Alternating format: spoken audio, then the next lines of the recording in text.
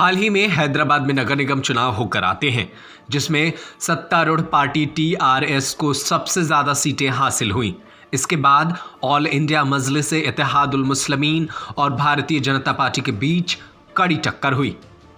दरअसल ग्रेटर हैदराबाद नगर निगम चुनाव में भारतीय जनता पार्टी ने कई बड़े नेताओं को उतारा था।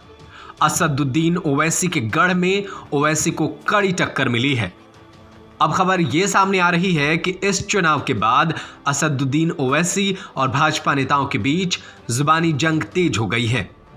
दरअसल भाजपा नेता तेजस्वी सूर्या ने कहा था कि हैदराबाद में 30,000 रोहिंग्या मुसलमान वोटर बन गए हैं, जिस पर पलटवार करते हुए असदुद्दीन ओवैसी ने कहा कि अगर 30,000 रोहिंग्या मुस्लिम वोटर बन गए हैं तो देश के गृह मंत्री अमित शाह सो रहे थे क्या?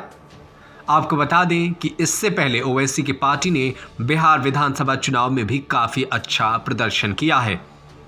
15 मई 1969 को जन्मे असदुद्दीन ओवैसी ने उस्मानिया यूनिवर्सिटी से ग्रेजुएशन की है और इसके बाद उन्होंने लंदन से बैरिस्टर की पढ़ाई की है।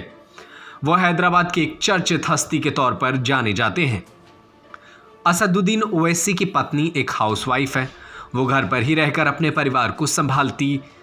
असदुद्दीन ओवैसी के 6 बच्चे हैं, जिनमें 5 बेटियां और एक बेटा है।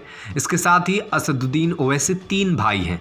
उनके छोटे भाई अकबरुद्दीन ओवैसी भी राजनीति में सक्रिय हैं, जबकि सबसे छोटे भाई बुरहानुद्दीन ओवैसी इत्तेमाद के संपादक हैं।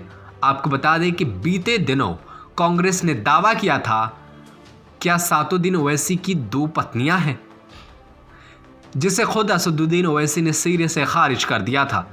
उन्होंने इस मसले पर कांग्रेस नेताओं का मजाक उड़ाते हुए कहा था कि उनकी दूसरी पत्नी का नाम अगर वो बता दें तो उन्हें इनाम दिया जाएगा।